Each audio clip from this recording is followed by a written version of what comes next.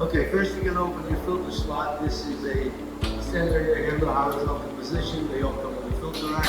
Insert your new pipe air to the arrow facing the airflow. Obviously, this is your return side.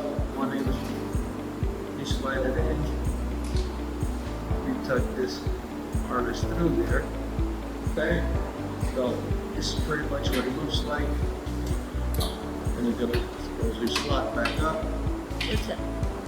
This is a new air handler, so obviously you would have a return duct on this side, which you would then grab your harness.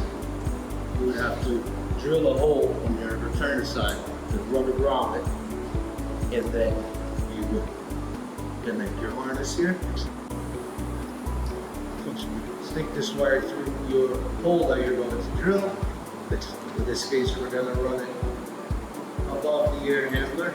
So now that you have your wire stretched out on top, running above the top of the air handler, next is you're going to pop up your electrical compartment here.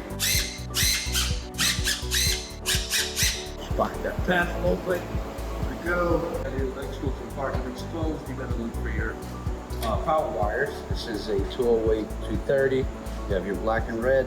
So you're going to route this wire through your grommet there. Put it through the hole. Punch up there. Okay. And now then you would hook this up. You can either hook it up to 115 or 230. In this case it's 230. Same thing. You just attach your leads to your power wire of the air handler. So the other two wires, power coming in from the switch, will go one on each side of this. You wire nut it all together, and you are wired. So now then, going back to the wire we ran, you could always use these those sticky squares.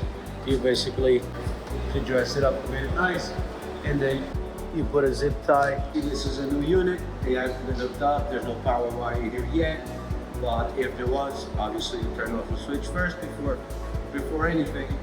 Then again, you would just lead to lead, and then your two wires coming in, one on each side of this, and that would be your wiring part.